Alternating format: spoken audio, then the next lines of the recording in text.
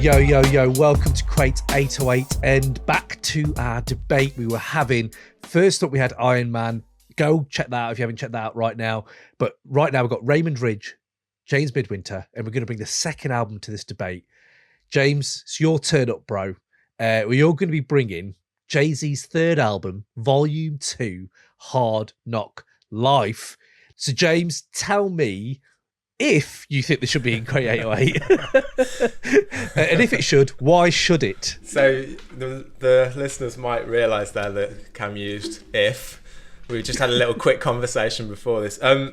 So a little bit behind the scenes of the pod. Ray is very hard-nosed, gets to bring whatever he wants, won't accept anyone telling him what to do. Cam runs the pod, so he gets to do whatever he wants. I'm the most easygoing here and the best team player, so I get thrown things that get views that I don't necessarily like, which is Jay-Z and this album, which it's got 6 really good songs on it, and then the other 6 are just fucking trash, but it's funny, so yeah. Okay, right. I agree to do it. First up, big up James. Second, fuck you, Ray. I've just realised what you've been doing all this time, and now, that needs to be worked out. I just keep winning. These debates did start off very we'll just bring what you want, whatever you're passionate about, we'll bring them. And then it's now become very cynical, James, and you're right. So to sort this out for the next future debates, I think they're going to have a theme. I think we're going to have to start doing themes like sophomores or from the same year or in the same kind of world of hip hop. I think that's where the debate's going to go. It's weird. I thought we'd been doing 90s hip hop albums this whole time. But apparently there's not a theme now. Okay. Yeah, you're right. There is the overarching theme, but it is a bit weird when you have something like Iron Man Soulful Woo, Vol. 2 synthetic Swizz type Irv Gotti beats, and then just hippie ass fucking Jay Dilla Pharcyde brilliance from the West Coast with child abuse skits on them. Okay. So good. Yeah. So good, isn't it? we need to talk about that as well. So, James, we're going to jump in. I think we should do this by categories then. Unless you genuinely think there's an overarching thing for Hard Knock Life that you think it could possibly be Iron Man. Like, is there anything what you think it could win on? It's got probably, in terms of bangers, I'd say it's got, out of all 3, it's got the most bangers on it. But okay, in terms of being an actual album, that you don't skip half the tracks, no. But anyway, the reason we've got to this stage is you bring one Mace album to the pod, and then you're not allowed to bring albums you actually want ever again because of the audience and what they said about that. I think the Mace album review against Rakim's 18th Letter was one of our best moments. I think it was. And one of our lowest. And some of our lowest moments were in that. The thing is, when referencing that, I mean, I may have brought up in the past that another album had one of the worst beats of a certain year. Let's not go into that, but I was going to go into this one about If I Should Die Tonight being one of the worst beats of 1997. I was like, don't start throwing around these categories for no fucking reason. Let's just do a bit of research. And I went through other albums that were released in 97. Obviously, I'm looking at my notes because I don't want to get them wrong, but Life After Death, Wu-Tang Forever, Harlem, and then Harlem World is obviously one of them. We've been through that, and I was like, there's going to be a shit beat on Harlem World. I wasted so much time listening to Harlem World because it's so fucking sick. The whole album is ridiculous. It's just full of ridiculous beats. Good. It's so good. Look, 90s purists who are listening right now, I think we all like Harlem World. If you're already done with this podcast, just go and listen to Harlem World again. It was rewarding. It's so I tell you good. what, Harlem World is better than Vol. 2 almost twice over, I would say. Harlem World has more... He's more... I like the fact that Jigga is marrying things on this. Absolutely. He's marrying up a lot of different styles and things he's learned. So the simplicity of at some of his 27. rhyming... At 27, but still... It's a good curve. I would say Vol. 1's great. I love Reasonable Doubt. Incorrect. I don't think this is a bad album. I don't. I think this is actually a solid album. If you want a certain thing, it's very good for it. If you want a bit of eye-opening stuff about Jay-Z, maybe you get some tracks about beef he's got with people. Well, a lot of beef on this album generally. You're getting a lot of party bangers, but Swizz sounds dated a lot of Swizz sounds. A lot of Swizz on here does sound good though, but it also some of it does not. Shall we? Well, you said there about If I Should Die Tonight. You're right, but you know what? The rhyming on that. One thing that does carry this album is Jigga's rhyming, because Jigga verse 4 or 3 is brilliant on that. He's very good. Why do 4 verses on that beat? Yeah, true. That's the thing. There are moments and the features. We should go through this track by track, because I feel like. Oh no, it's going to be long. Why don't we do categories? Can I? So I've got an intro for you about it though that might make you think something. I don't know, not make you think, but it's yeah, go on. I just don't know whether you've ever thought about this, but like has Jay-Z ever created something himself rather than just pinching stuff off of other people? Well, Reasonable Doubt is like, because you can't say that about Reasonable Doubt. I think he had his own in-house, like he did, right? I mean, come on. It's Biggie. It's Biggie. He's doing Biggie. No, he's doing a marriage of Biggie and Nas, really. Yeah, but he's doing it his own way. It's not. But he's doing it his own way. I've literally written that. I've said Biggie. So I've listed his albums and what they've pinched, and Reasonable Doubt's just exactly what you just said. Biggie, Nas, Mafioso style. Then In My Lifetime is basically Bad Boy Hitmen produced record. Vol.2 is just Rough Riders, where Irv Gotti himself in an interview said that as soon as DMX started selling records that year, Jay was all hanging around his office constantly. Like he'd never been doing it before, but then he was like, "Oh, can I get like some of these beats and stuff?" And then Volume 3 is like the South with UGK, Timbaland. Yeah, true. And but like, Timbaland's on this as well. But I do think, for what you've said there is a skill to not following trends, but almost being on the trend and making it. Oh yeah, right. Yeah, I agree. I think you can't. This isn't a DMX album. This isn't a Ja Rule album. This is a Jay-Z album, because I'm going to go back to it. The verses are unreal. Like there are some absolutely unreal pockets of rhyming where you're like, fuck. Like even on the hit singles, he's rhyming his fucking arse off, and you're like, yeah, like that's what I mean. He does definitely spot them trends. It's about Madonna. He spots them trends and then just kind of makes it Jay-Z. But his talent, that's a talent. I feel that is a talent. Yeah. Yo. Just interrupting this episode to give you a quick update on our plans for 2021. But before I do, just remember to subscribe on YouTube and like this video. Also, get involved in the comments. We always have some dope takes on there. So shout out to people that are getting involved. We love reading them. And hopefully some more of you guys can get on there and we'll shout you out on the episodes coming up. Now, on to 2021. We here at Crate 808 are setting up a Patreon where for the price of a pint or a coffee every month, we'll be bringing you even more dope hip-hop episodes. Simply go to crate808.com, subscribe to the newsletter, you'll get all the updates on our plans, but as a taster, each month we're thinking of bringing you 90s rap hidden gem album reviews that you can vote for. So if you enjoy people like Master Ace, Diamond D, The Lynch Mob, Paris, Big Noid, Blase, we'll be doing a lot more of those. We're going to do our Why I Love series, the MF Doom and J Dilla editions. Each month we'll bring on a guest and dig into why they love a certain Doom or JD track, and then test that love. How deep is that love? So expect some nostalgia right there. Next up, Wu-Tang Chronicles, Ghostface Killer Edition. We're aiming here, I don't know if it's going to be good or bad, but we're aiming to go through every solo Wu project, and we're going to start with Ghostface catalogue. So we're going to go in, we're going to talk about the music, we're going to talk about the fashion sense, and just some of the amazing bars he's dropped in that career. So you can expect that as well. And then for every patron who comes on, get your name on the credits, the Crate 808 credits, and in our Hall of Fame. So that'll be, I don't know how that's going to look right now, but we're going to give each of you a little bit of shine and a shout out on the show. And the Griselda Marathon, I want to do it. If we get enough patrons, we're going to do it. We're going to go through every single Griselda project and really let's dive in, yeah? So get involved. Hit up crate808.com, subscribe to the newsletter, as well as the YouTube and the podcast. Now, back to the episode.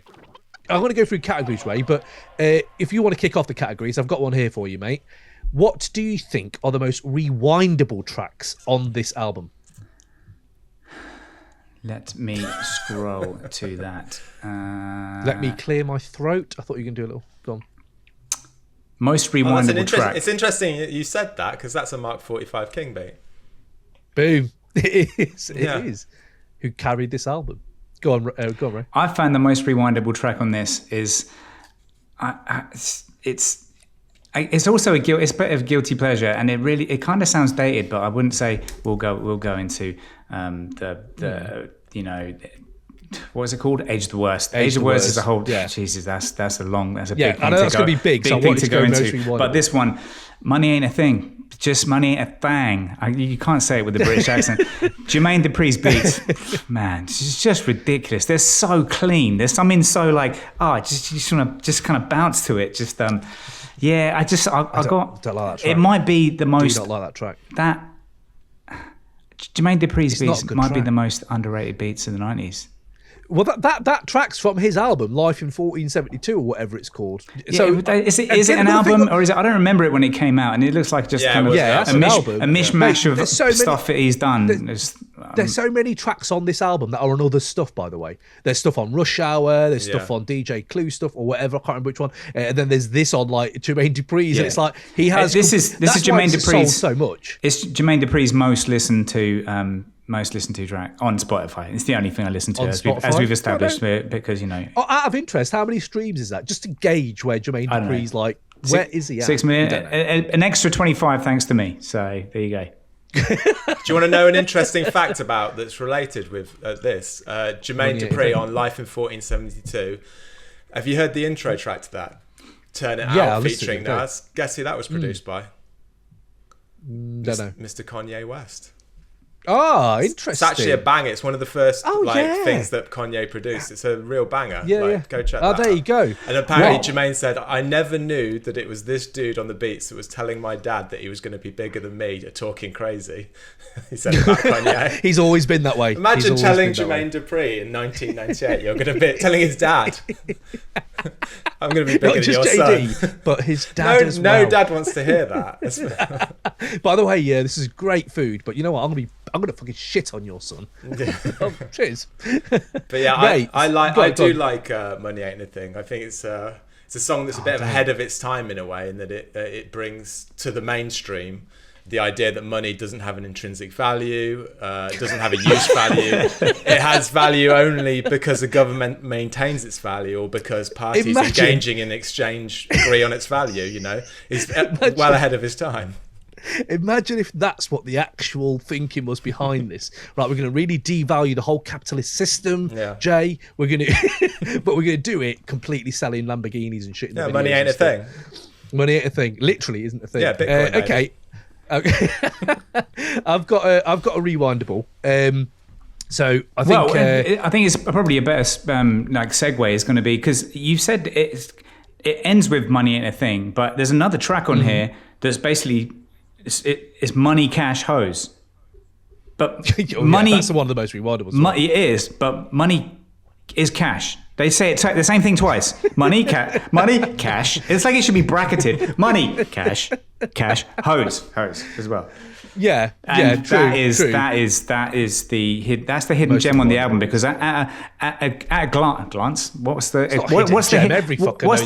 Money Cash Hose. What's the hidden?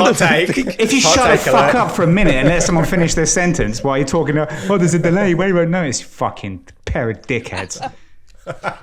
Because the beat shouldn't work. The beat shouldn't work, and it only works because it's Golden Axe. It only works. It only works because of DMX. Frankly, when he comes in, just with that, absolutely, that whole thing, it's just at a glance, whatever equivalent is of at a glancing, listening version of a glance. What's that? What is it? I can't think of the word. Don't know. A snippet. At a quick snippet. It shouldn't work. But then DMX comes in, and you're like, yep. Yeah, DMX fucking kills that. By the way, go check out our DMX tribute. It was fucking. I loved doing that episode. It was really sad, but you liked that he died. DMX. Okay. No, I loved. We could celebrate a fucking legend. But like I have to say, did you see with that? Just I was just going to say while we brought it up. Did you see the funeral? Like him in the fucking unreal. Absolutely, that's the way. Yeah. Fucking that's the way. A proper production.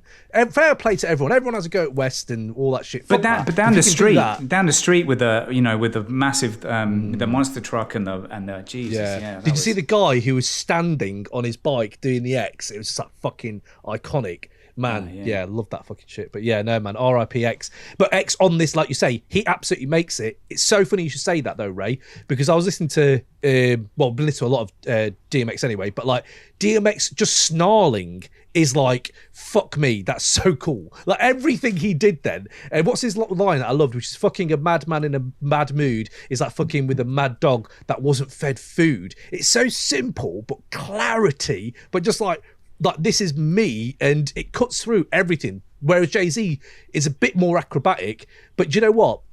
That beat, Jay-Z wasn't even the first to have that. The beat was for Busta. And he actually said to Swizz, that beat is fucking crazy. I'm crazy, but I'm not that crazy. I can't ride that beat. So Jigga took it, and I still think DMX beat him on it anyway. Yeah, but Gotti says in that interview that I was talking about, he said that, oh no, it was actually Swizz Beatz was saying that whenever this got played, DMX literally couldn't spit the verse because the whole audience would be spitting it so loud because everyone loves that verse so much. Yeah, it's brilliant. It's one of DMX's best moments. Yeah. And the video and everything, like the video was fucking wicked. Chow Yun Fat. Remember when Chow Yun Fat was like hot? Like when Chow Yun Fat was on hip hop videos and shit, you're like, this is great. So yeah, I mean, and there's beef on that track as well. Apparently, there's a line about when Snoop came through and crushed the buildings. Yeah, and do you know what? Fair play to Prodigy for having a go about that, because Jigga was fucking nowhere to be found when that was kicking off. And he's right. And when he does say, it's like New York's been soft ever since Snoop came through and crushed the buildings. If I'm Prodigy and I've done LA, and stuff like that, you know, and I'm thinking, well, why the fuck would I, you know, why are you even talking, bro? No, you've been soft, mate. Sorry. That would piss me off. Again, yeah, his bars are amazing on this as well. I'm the crook on this song. That line is fucking always gets me. But yeah, no, okay. Also, I like the fact that Swizz said, in interviews, Swizz says, "Oh, I came up with a beat where it was just me being silly with piano, just running my fingers up and down the keys." And as you alluded to earlier, it's not. It's a Golden Axe sample. It's a Golden Axe. You're trying not to pay for the sample. Pay Capcom the money. Actually, it's funny you should say that, because I was going to say one of the Hurricane G moments. What are we calling them now? Larry Letdown? I think they're Larry Letdown moments. Larry Letdown, because you don't want Hurricane G coming for you. Is that what? Hurricane G might come on the actually all right. Hurricane G's actually all right. See, that's the thing. Life in the world of can be. Everyone's good. Everyone's good. No one's shit. I like all. Well, I'll tell you what's not good, and we're going to get on to not good in a minute. But go on. It's like that. Mate, can I just say, we're 16 minutes in and we've done like all the best songs. Nailed it. Pretty much. Have we done this? It's like that. Is the beat sounds like you bought a cheap Yamaha keyboard. Gem. It sounds like you bought a cheap Yamaha keyboard and just pressed hip hop beat. That's it. It's just fucking love that. The worst. Yeah, it's the fucking worst. If that's all it takes. It's the hidden gem on the album. That's an actual hidden. No. The hidden gem on the album is the intro. It literally is a primo beat hidden. It's literally hidden behind some fucking shit intro. Oh my god, you've whiplashed me. Unbelievable shit. You've whiplashed me into accepting you into my brotherhood again. Can we just say? Let's get this straight. We're doing rewindables, right? What are you saying? What's dropping into your rewindable catalogue, James? Well, we might as well, being as we're like 16 minutes in and we've done everything so far, we might as well get the best song on the album, Reservoir Dogs. Please go there. Let's go. Reservoir fucking Dogs. The 24 Hours to Live Part 2. If people haven't, we keep bigging up this Mace episode, but the 24 Hours to Live segment was one of my favourite segments we've done, and it's just one of the best posse cuts. Reservoir Dogs is one of the best posse cuts. I can break down my argument, but James, I want to hear from you first. Why is it one of your favourites on this album? Every verse is absolutely killer on it. It's got a great beat by Eric Sermon and Rottweiler. It's just let Eric Sermon do more. Better. Sermon. It's been sampled better, but carry on. Who do you think sampled it better, just out of interest? The most obviously Young MC, Know How, obviously. Okay. Let's just move on from that. Cool. All right. We'll listen to them next to each other. I put it out to people listening. The beat. Never mind verses, but Young MC, Know How. No, don't forget about the verses. Yeah. What the beat? The beat. Young MC Know How beats the shit out of the beat. What are we talking about? What are you talking about? What are you listening Okay, to? What music are you listening to? If people want to Unbelievable. hit us up, crate808@gmail.com. What do you think? Where do you stand on this beat? Where's it best used? So, James, you were saying Eric Sermon, love Eric Sermon. And like you've got people like Source Money probably brings one of the best verses on the whole album. They were fantastic bars. The first person bringing like Adolf Hitler to a verse by saying he runs with more Germans than Adolf. But not even that. The lines before that, something to prove, spit it, we can have a spray off. I lay whack ends and kill them on my day off. That's good, right? Yeah. But the fact he gives you his work schedule, ain't nothing for me to bust a tray off. Murder the whole month of April just to take May off. Brilliant. I mean, that is one of my favourite punchlines. It's just so good. I would take all the May off. So I can, It's all right. I don't want to be, What you I don't want doing to be in too May? technical for you, but he repeated off 4 times. Off. So many people repeat. Mate. Yeah, but I he's think- I rhyming think- spray with day, so that's fine, right? Yeah, exactly. That's how it works, right? And I'm he's saying, so- look, Have you come heard on, about man. rapping? Do you know what rapping Some is? people have standards, some people don't. That's fine. You can Okay. do that. You can be easily He pleased was- and you can have higher standards. It's cool. Okay, well, how about this for standards? Can I just go into Beanie's Eagle? Because he goes, Yes. it's fucking brilliant. Until you have me test my aim, your ends nuts like testicles, hit you up in your apartment building vestibule. Vestibules.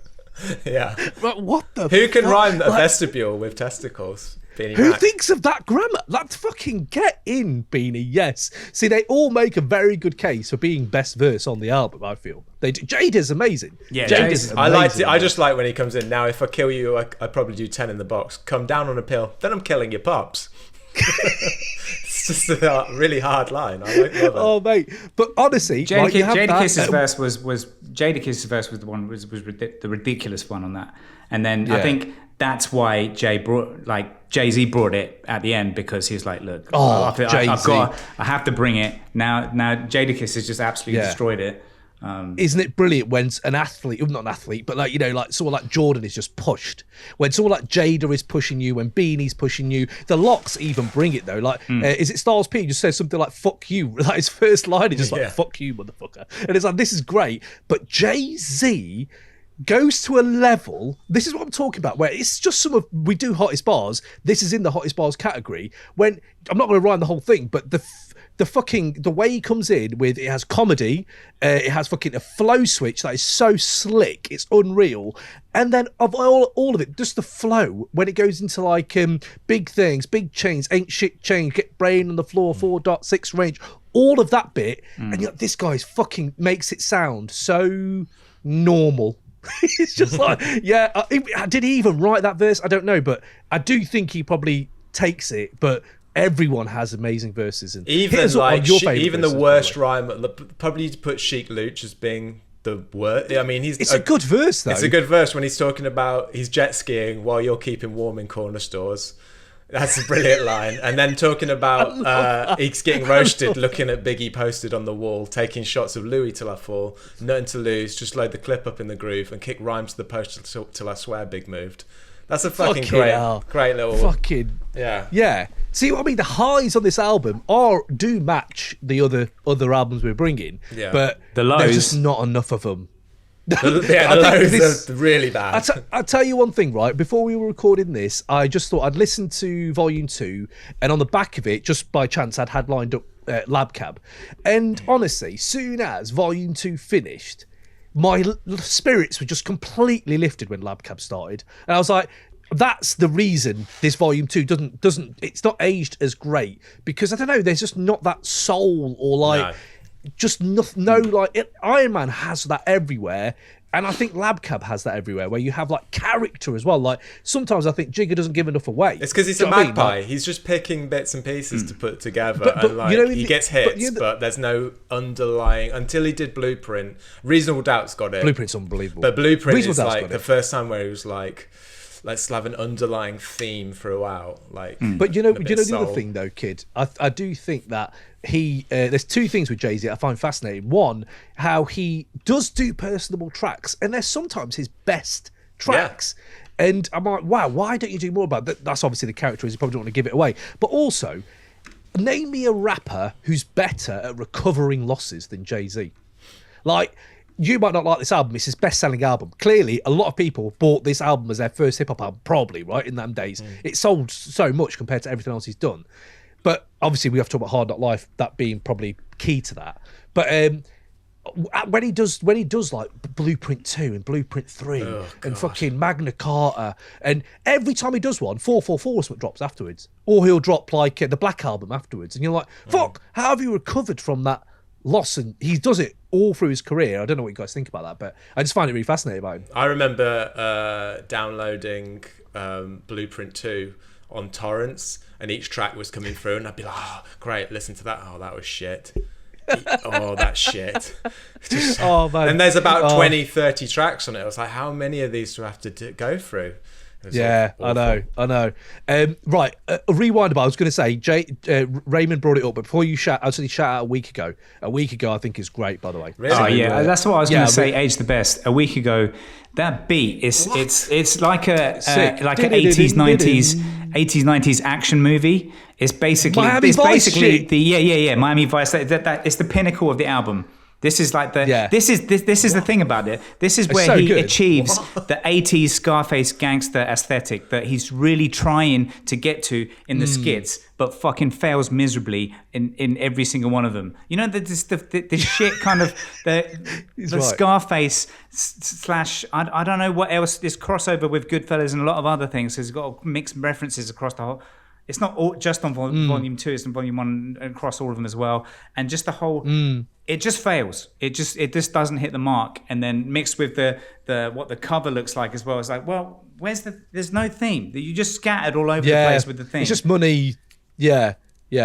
I do get that. Mate, I can't believe you guys like that track. I can't. It's so. Right, the hook's wicked. The hook is wicked. It's what's interesting is he is giving away stuff on there as he's dissing someone who he thinks is a snitch. So obviously subliminals in there and everything as well. But like, do you know what I fucking found out about this track? I never knew. Bun B was supposed to be on that track, and I was actually thinking that would be fucking great. I think Too Short was probably supposed to be on it as well, but he just got resigned to a chorus and like a bit of mumbling at the end. Yeah. Oh, mate, brilliant. I like Too Short, though. I mean, he does his thing. But did you not find the lyrics really cringy? In a way, his participation in it is too short.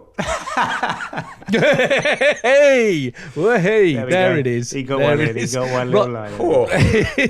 Ray, I've got 2 more rewindables. One I'm going to go to. Can I not first. just say something about a week ago? Do you not think that like... No, you can only say really it in the weird. present time, mate. Time moves forward. Sorry. Go on. He's had a drink. Go on. The way he's like, oh, I have this guy, he's mate. He's not quite as good at hustling as me. He was never as good at hustling me. And when we were running away from the cops, he wasn't as fast as me. And then we got there and I paid for his lawyer. And like, it was just like, mate, just stop trying to make yourself seem so good. It just comes off really cringy. It's like the whole way he's just making himself look good by really shitting on his mate. I just found it really annoying. Well, he's not his mate anymore. That's why he's shitting on him, isn't he? He's a rat. But it's made up, isn't it? It's not real. I don't know. No, apparently it's based on a real person. Yeah. He has based it on. It's even worse then. Stuff. It's just the whole way through. It's just I found it really cringy. And then with coming of age afterwards, Memphis Bleek, which is just even worse. Where it's like, Bleek, do you want to? Shall we do a song where you're just an idiot on it and you're smoking a lot of weed and I'm really great and I can read your mind and like you really look up to me and we're doing it's basically like a street performance review of and you're wanting a promotion and you're not going to get it. A street performance review of Memphis Bleek. That's incredible. That's a brilliant way to put it. It's like a drug dealing performance review and Bleek wants to be promoted and Jay's saying no. Yeah. And then hold on then. And then in the end when Bleek's like, and they're like doing that like, you know, your beef is my beef and then Bleek says, your bitch is my bitch. Whoa, hold on. Whoa, hold on there a minute. We didn't go there, mate. The whole song's so cringy. I hate it. I hate that song. I hate both of those songs. It's just really weak.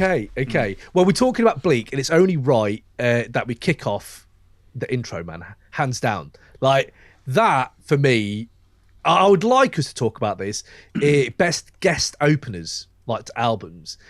Obviously, we've got Lady of Rage. Obviously, we've got Raekwon on Iron Man. We've got Bleek's this not the best is... anything of anything. He's just the fucking worst across the whole thing. No, what I'm saying is comparing it to... I think Bleek has got bars on this. Of course you the think beat he did. is unreal. What a fucking surprise. No, Mate, it's absolute dog shit. God. And the way it's set up from the start... Didn't he like just a say just now 27-year-old that he liked the intro? I thought you liked the intro. The beat, the premiere. It's hidden behind a shit right. Scarface reference, and then it's hidden under Bleek's lyrics. It's just the beat. Just cut it all out. Cut the rest of the tracks of the album. Fucking Jay-Z wins. Done. Finally. Okay. 27-year-old Jay-Z talking about Primo passing gets the baton on all to of Memphis Bleek.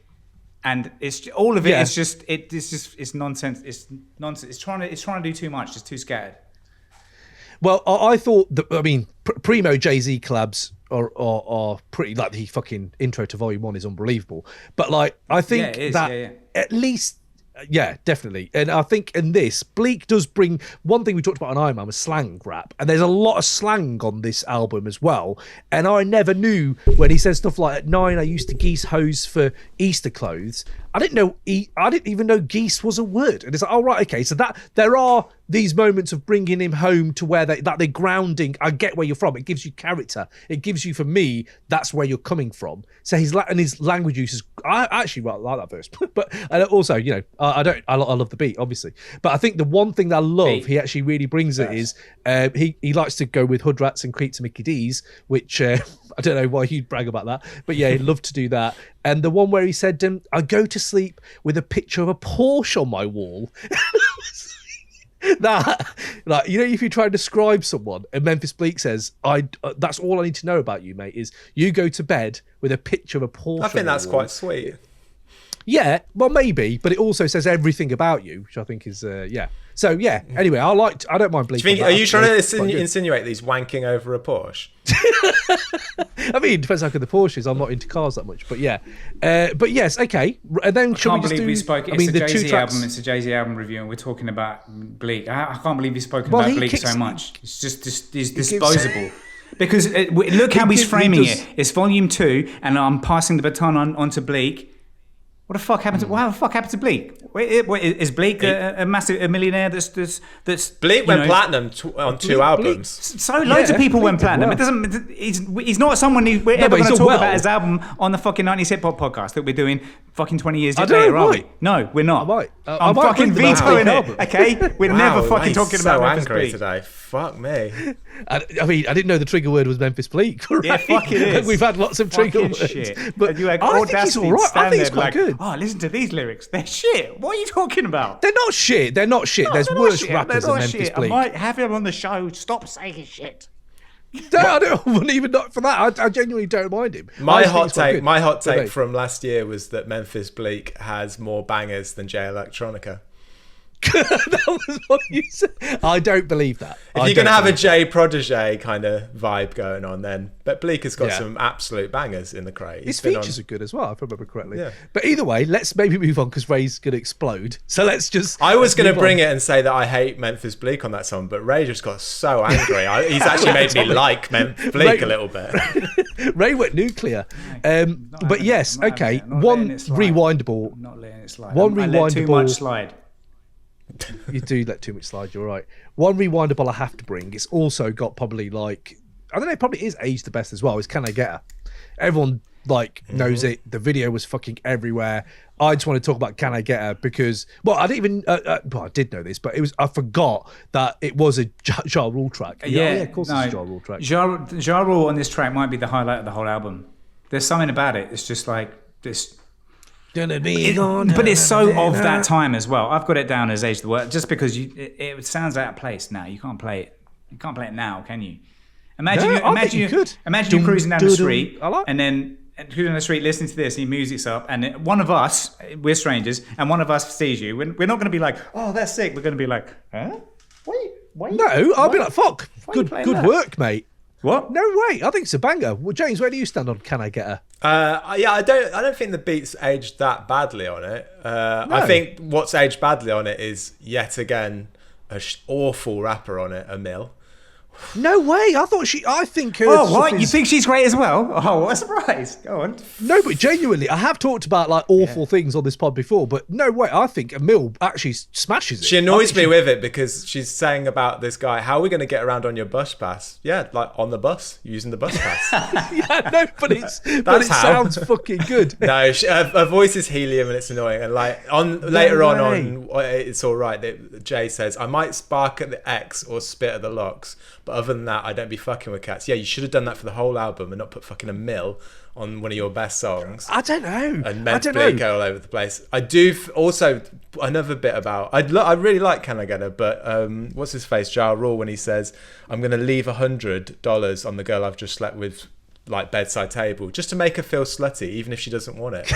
I know, yeah. Mate. Well, Ja Rule, I remember when remember the video to this, and this is Age the Worst for me. Age the Worst category is the video to this, because I can't believe how much it's been cut to shit that Emil's not even hardly in it. And I was like, oh my God, that's ridiculous. No, I like it. I think she kills it on the hook and everything. But I was going to say, they love Chris Penn, mate. I don't know what it is about Chris Penn and the director to this music video, but there's Dame Dash in there. There's people in there. It's quite star-studded.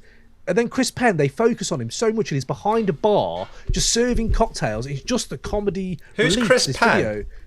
Sean Penn's brother, Reservoir Dogs. Oh, okay, is he in it? Oh yeah, like, that guy. What, I didn't know he was Sean Penn's brother. Yeah, he's in True Romance as well, and I like Chris Penn, but I was like, why is he all over this video? You like him as well? But just checking. Carry on. Fucking hell, Ray, Jesus, man, like a dog with a bone, like DMX. Someone's really, really shitting your Wheaties this morning, haven't they? Fuck me.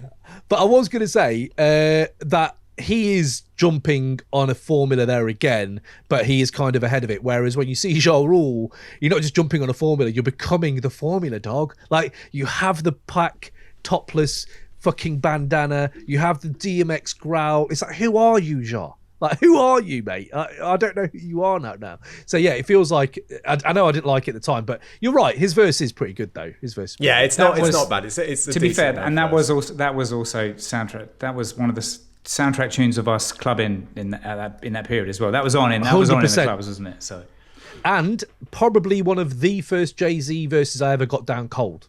Like, I love that verse. It's one of my favourite Jay-Z verses. Do it now. Spit it now. Can I hit it in the morning when I can have my donut? But did you censor it when you sung it in? Yeah, exactly. No, but you do. You can now. You can do it now. But yes. So okay, Can I Get Her? Interesting bit of vibes there. Apparently, the song that like what's his face was saying that Hard Knock Life was the song that was like biggest but was the shortest burn of Gotti. Was saying that like it was it came and went, and then whereas Can I Get Her was going for ages. That was around for a long time. I wonder what the streams are like. Yeah, I'd be interested to know. Because what about categories? And I think we should talk about the song, because the song is probably going to be, you have to kind of talk about it in Jay-Z's career. We have 5 mic moments. So what 5 mic moments are on this album? And for Jay-Z, I just wanted to present it to you guys. Hard Knock Life, where does it stand on the trajectory of fucking 5 mic moments for Jay-Z? Into Hard Knock Life, it breaks the cardinal rule of fucking music. Don't have children singing on your tune. Done. Finished. It's off. It's out of there. The fucking another brick in the wall. Whoever else did it. Eminem, Toy Soldiers, Nas. I get all of them. Disappoint Floyd, dog. I don't want to hear kids singing. I don't want to hear. I'm not going to a school on a Wednesday evening watching a school performance. Like no. What about Pass the Dutchie on the left hand side? They're all kids, aren't they? Veto as well. Don't care. I'm not listening. I'm not listening to that either. No. The Hard Knock Life is just. Don't have kids on the chorus if you want Ray to like your album. Have them in skits, being told to do things that probably shouldn't. Yeah, I know. Are you just against kids swearing? We'll talk about that next week. Are you just against kids swearing? Is that what it is? Is that what you're intimating? He says he makes his kid in the Pharcyde skit. He's saying I make my kids watch me fuck. Basically, is what he's saying. It needs to be talked about. Ray, you need to listen to the album you're going to bring, Ray, because I feel like you might need to listen. It was awful. Right, it was time. child abuse, basically. I don't on a listen to skits, I listen to music. But I was going to say, I do think the history of this is quite good. Again, you talked about Jay-Z spotting trends and piggybacking. So he hears the sample from Kid Capri and Mark 45 King whilst he's on tour, and it's like the third show he's realised this is a fucking great like beat. I want it. And that again is like, okay, a bit of serendipity and stuff like that, but it is also like, I know I can murder that. I think there's something to that. I think there's something to be able to, do that. Do you want my hot take on that beat? Yeah, go on. I think that beat influenced and I reckon Dr. Dre heard that beat, and that's how Still DRE came about. Because if you hear Hard Knock Life, it's got that and then Dre comes out later with the Still DRE beat, which has a really monotonous high pitched tone in the background, and it's only like a few months later on the year. I think he heard that and sort of that's how Still DRE came about. That's my hot take. Listen to them back to back. You could almost mix them together using that little high pitched sound in the background. Yeah. No, fair enough. Yeah, no, I hadn't thought about that, but you're right. No, there is these similarities, and I think that everyone was kind of getting influenced by each other, weren't they, at that time? And I think with something like Hard Knock Life, when you realise how big it became, and also the fact that his rhyming's completely different. Like, he just completely slows it down and completely makes it more simplified for people. And it's a good gateway. It's a great hip hop gateway, I feel, because I do like the song. And I think that the fact that when he what's that track? What's he say again? Well, the fact that he flips it, I find that fascinating. That's what I love about the fact that hip hop is such an American art form. American dream being, oh yeah, we're going to just completely change who we are. He can just flip Annie to, like, the struggles of a inner city black man. And it's like, oh yeah, that's really interesting how hip hop is a great vehicle to do stuff like that. And he does it brilliantly with this. No, that's DMX.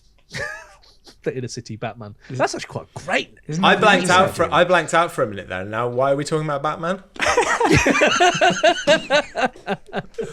What's happened? Yeah, no. So for you, this is an important song for Jay-Z, though, right? Yeah, like, we all agree that it's still. Like, if it hadn't got the kids singing on the hooks, I'm with Ray on that. Like, I mean, that's the bit that got white America into it, but it's a fucking great beat. Like, it's just the kids on the hook. It's very poppy. It actually, even though it was poppy then, these days it's actually like a lot harder than a lot of rap songs that are out at the moment. Yeah, in a lot absolutely. Of ways.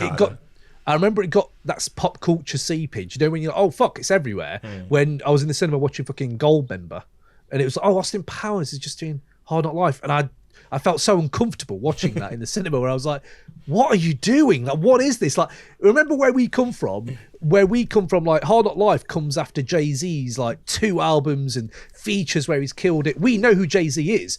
Now there's a fucking mini-me doing Jay-Z lyrics. I'm like, you don't know who Jay-Z is. Why are you doing this to Jay-Z? Like, I don't know. It felt really weird that he was becoming so big at that time, and then he fucking dropped the Blueprint, and fuck me. The Blueprint, right, always reminds me. Do you remember my flat? Ray will remember it, in All Saints in Poplar. Do you remember that flat? Yeah. I remember the flat. Yeah. There was a Greek kebab shop owner downstairs who was so nice. He had the best meat and chips, and we used to live above his kebab shop. Euphemism. And for some reason, every time I hear Blueprint, I just smell meat and chips from that guy. It's a weird Pavlov's dog thing. It's fucking great. Every time I listen to Blueprint, I think, fuck. Just get some meat and chips to go with this. It's fucking great, honestly. I love Blueprint. That's what he wanted. That's what Jay-Z wanted when he made that. Yeah, I know. You'd have an anosmic response. You can't get meat and chips over here. They have a different type of meat. Yeah, kebab meat's different. Yeah, take that. That's odd. Bearing in mind the movies reference you just made, for my notes for It's Alright with Memphis Bleek and Jay-Z, the only thing I've written is there's a flubber reference. Is that really? Yeah, it's a flubber reference in Jay's lyrics. Jay was phoning it in for a lot of these verses. Yeah, he says, like, you're going to hover like flubber. My money hovers like flubber or something. The ironically named It's Alright is, it's basically, that one is, I've got this for Sample Corner. Are you going to Sample Corner? Is this Let's go Sample Corner. Sample Corner? Oh, the sample heads. Get the sample heads. Yeah, for the sample heads. Yeah, go on. That's Sample Corner. Great sound effect. Not having a sample for Sample Corner is pinnacle of laziness. Anyway, so What was that? You did like a little upwards gun and you went. Oh, I thought you were doing like a. Oh, no. Oh, yeah, maybe one of them. I'll put one of them in. Go on, Ray. it's got that. So it's got the once in a lifetime sample, which it's not used well because it sounds like it's going to build to something, and then it's got another phoned in hook from Jay, and just the whole concept of when people say, "Oh, Jay-Z, he never writes anything down. It's amazing." Like, no, you could listen to it. Of course, he didn't fucking write that down. He just like, yeah, I just whatever. It's just fucking nonsense. Anyway, so it was done better again by. Done some research this time. You happy? You happy now? Oh, hello. Here we go. Yeah, it was done better by Tim Dog on Step to Me in '91, and the hook on that is Dog. the hook on that is ridiculous. And so I knew that. Can we talk about that? That once in a lifetime, Talking Heads, Talking Heads. Talking Heads, yeah. Talking Heads, yeah, okay. Yeah. That once in a lifetime, like it. Anyway, the sample. It sounds when they use it. And it goes through the verse, and you're like, it's just going to build to a big chorus or something. And it doesn't build to anything. It just kind of ends, and you're like, oh. Do you know what else does that? And I've got this under. I actually have it. No, I think it's one of my Age the Worst, definitely. But it does have some good bars on there. But it's Ride or Die. That's another one. It has no momentum to it. It's like Ride or Die. He sounds asleep. He's just asleep. He's asleep. He's literally like... Yeah, it sounds so like just, ugh. But yeah, but I do like the brag rap. He does bring some brag rap on there. And I think, actually, another little fact in that one, he disses Mace on that song. So we already know which allegiance we've got in there. He says something like, ends cat fighting with Jigger, kicking sneaky shit, making little tapes but keeping it secret. Ooh, subliminal to Mace. Children of the Corn, big up. Yeah. Can I do my Age the Worst? Absolutely. Let's go Age the Worst. Let's do Age the Worst. But it's just an awful shit track. Paper Chase featuring Foxy Brown. Oh, wow. What is that? There's so much wrong with Completely this. forgot about that. Foxy Brown can bring a verse, can't she? But like on this, she decided to just be Little Kim. Just doing the Biggie ad-libs that Little Kim does, which I can understand if Kim's doing it. But like, it's weird. Yeah. It's weird. But when Kim does it, she's trying to be Biggie. But like, you doing it just sounds shit. And like, the whole song's about recruiting young children to be in the drug game, which again, is a bit weird. It's just a horrible song. And like the sample in the background's children. Would you prefer your young children, theoretical young children, not real ones, in the drug game or watching a person have sex once? Hey, come on. I think Pharcyde. I really Pharcyde. Drug game. Good Lord, Trey. I don't know. You brought it up. Brought it up. I just put it next to each other. Please don't message about that. Don't know. Can we cut all of this stuff out? This is horrible. This is awful. I do not endorse any of this. Okay, now hold on then. So what you had was Age the Worst. I love that. I do love that. And by the way, Ray, let's not sleep on the Tim Dog reference. I'm enjoying the fact you did research. Imagine if you did more of it. If you did more of that, we'd talk about more. Imagine if you didn't just say this is shit. Well, imagine if it wasn't. Imagine if it wasn't shit. Oh yeah. Okay. By the way, can I just say at the start of this podcast, I said, "Can we go through this album track by track?" And you're like, "No, we've not got time for it. We've done every track. We've done every track. We've kind of done it." There's anything one else for Age the Worst? Have we? Yeah, I've got one for Age the Worst. I'm not sure. We haven't covered NYN who. Have we? No, we've not. Yeah, no, not yet. That Timberland. That's just like Timberland was obviously big at that time, and you can. I don't know. Can I take him or leave him? But I felt like on this one, Jay-Z didn't really. He's trying to ride the fast beat with the fast flow and kind of like tripped over himself and failed a couple of times. Then Big Jazz came up. I don't really know who Big Jazz is. He's only Jazzo. Jazzo. You don't know who Jazzo is? Jazzo, but I didn't reference on here. Anyway, he absolutely pisses all over him. Do you not agree? Well, there you go. He's Jay-Z's mentor. He's Jay-Z's mentor. I do like. I like both of them on that, but then I like everything, don't I, Ray? So it's fine. I don't know. I think Jay-Z might take it though. I think Jay-Z might take it though. He's got a condo with nothing but condoms in it. Ugh. Yeah, that is a bit like whole condos used, nothing, or new, or both. Please not. Gross. On the sample corner, we can't leave, by the way. We need to just quickly talk about sample Are corner. we gonna, Golden Axe. I want to talk about Nick. We've already talked about Golden Axe. I spoke about it earlier. And I want to talk about N What N Who. Sure. Okay. Can I have... Go on. I was just going to say, like, I agree with Ray, and I think Jazz had a really good verse on it, and it does sound like Jay made it deliberately sound like he was recording in a cupboard, because his mic sounds really weird. Don't you think? Like, Jay's really clear on it, and then Jazz comes in, and it's like he's on a fucking tin can on a string. Maybe I need to re-listen, but yeah, that might be. But that might be something I haven't noticed. Do you want to hear my theory behind why that is? Well, Because he wants to give Jazz a... Go on. Jazz was like obviously his mentor. He did production for Jay-Z on his first album, and then he appeared on this one. Obviously, as Ray said, put a sick verse in. And then him and Source Money, Rockefeller offered them a contract, both of them.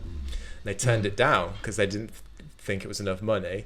And then Jay-Z went on to diss Jazz later several times in quite an out of order way.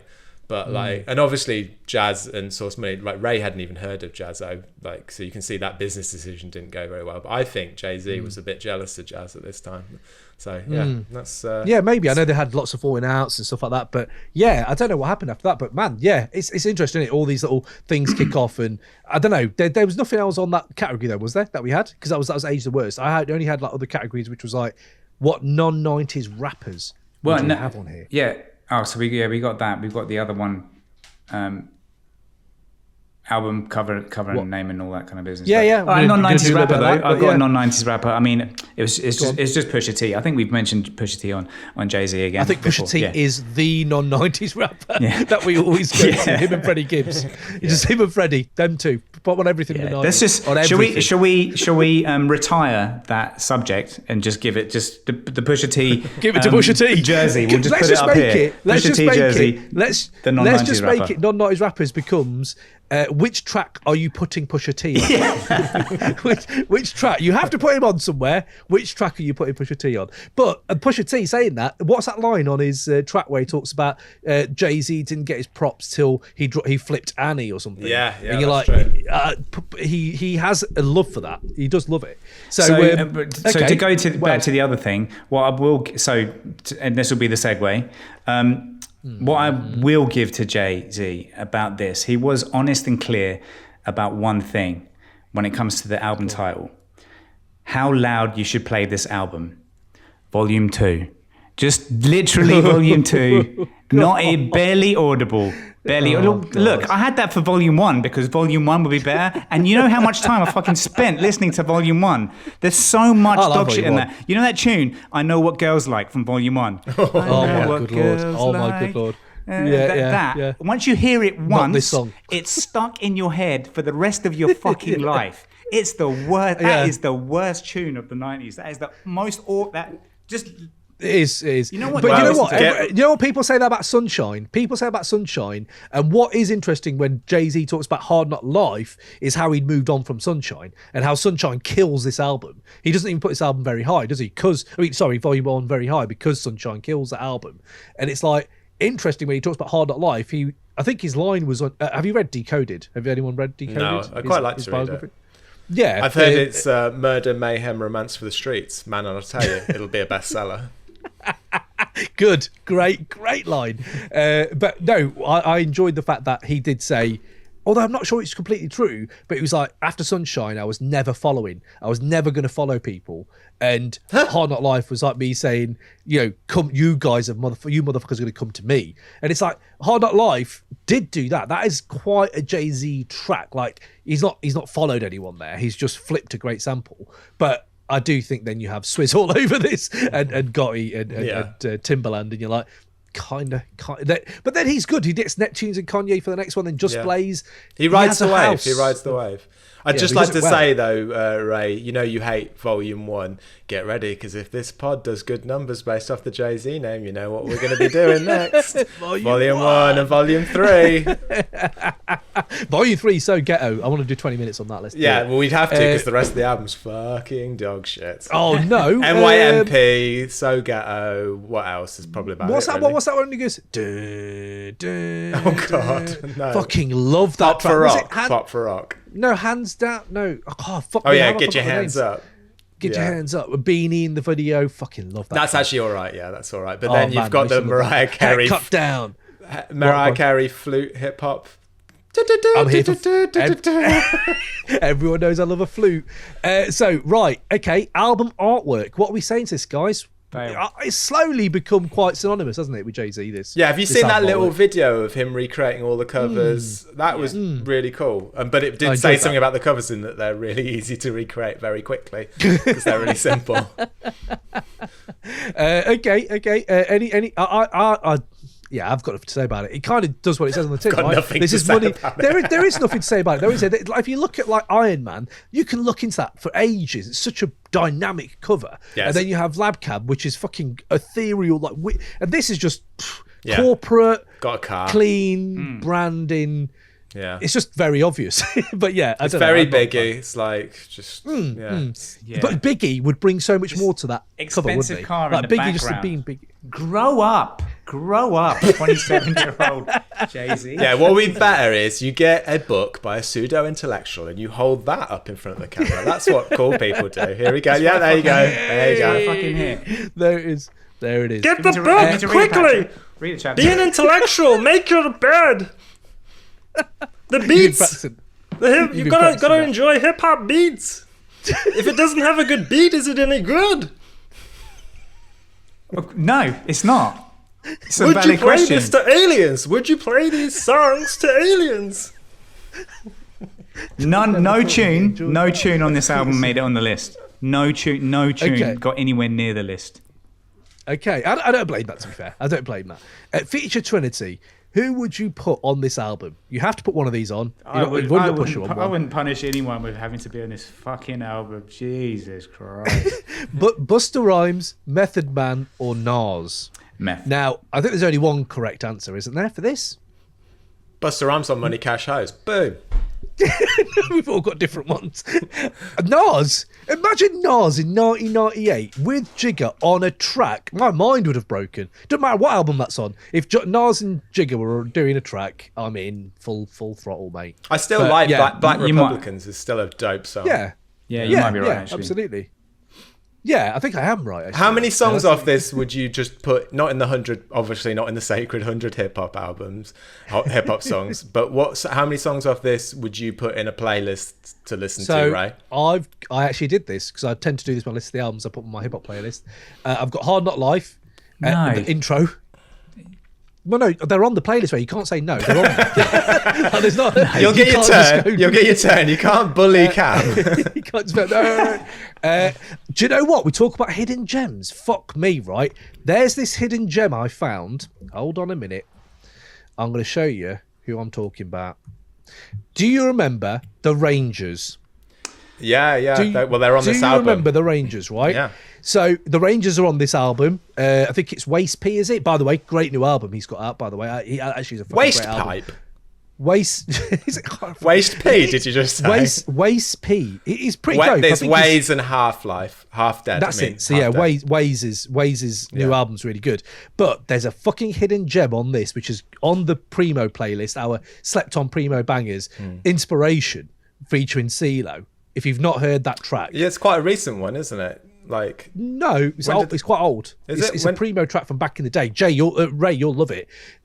But yeah, no, that was a little offside hidden gem I'd found whilst digging. But the Rangers, yeah, let us know if there's more we can catch up on them, because I'll be honest, I slept on that music a lot during that time. well, So it's me I did a catching up little on bit them. of reading into them, and apparently Jay thought of them as being the Rockefellers Mob Deep, but then their manager didn't like Dame Dash, and like they had issues over that. It seems like that's a real common thing. I think Source Money and Jazzo were saying they didn't like Dame Dash, but all of them are idiots because you might as well have just signed to the Rocks. You didn't do any fucking else after this, did you? Anyone heard of the Rangers? Anyone heard Source Money since then? Nope. No, the Rangers album is good, mate. I dipped in. It's fucking great. Like, it's. But then there's so many of these little. And please sign up to the Patreon. We are going to be doing more hidden gem album reviews. More Rangers reviews. It's Rangers Honestly, reviews every week. No, but Rain's on bringing. I've listened to another one the other day, which is fucking amazing. Ray, right up your street, mate. We're going to do this on the Patreon. Grand Pooba's 2000. What a fucking album that is. I forgot how good that is. And Grand Pooba's verses, like his flow, the 90s albums. Anyway, yeah. But let's wrap this up then. We're going to do Labcabincalifornia as our third instalment. I think we all know Volume 2 is not going to get into Crate 808, but it'll be an exciting one between Iron Man and Labcab. So, gets the algorithm 2, going. Get the... We're not going to be so cynical going ahead, guys, but do sign up to Patreon. That's going to be non-cynicism allowed. It's just going to be pure hip-hop. We're going to do these... Don't know what that means. But crate808.com, go on there, sign up to the newsletter, and hopefully we're making the content now. Hopefully in a few months we'll get Patreon going for you guys. But before we do chip off, we have to do a 30-second conclusion here, James, for why you think this album should get in. So if you could somehow find that. Okay, so this album should be in Crate 808 because Crate 808's YouTube channel is fucking great. And the more people who watch it, the better. So if you put Jay-Z's name on the video title, more people will watch the video. So you've definitely got to put it in there. True. SEO, baby. Yeah. SEO. And like basically the whole album's about getting that paper, and that's all Cam cares about, getting that paper. Whoa, that is, anyone who knows me knows that's not true. Ray switched his lights off, lads. He's lights out. Ray. Yeah. Turn the lights down. It's just a fucking screen, isn't it? I'm just... Ray, you need to invest in some lights. People, pay for the Patreon so we can see Ray's beautiful vegetables on his face. The vegetables. Well, there we go. Look at that. Nailed it in 1 hour. Track by track review of Volume 2, not in order. Volume 2. To be honest, I got a little more angry than I was planning to. But it's just, I don't know, it just annoys me. I don't know. After the podcast, do you sometimes think to yourself, God, I got well angry there. I should tone it down. Well, yeah, I mean, what's annoying about it is that there's a couple of moments on here that Jay-Z, like his last verse on Reservoir Dogs, absolutely fucking smashes it. And I'm like, you can do that.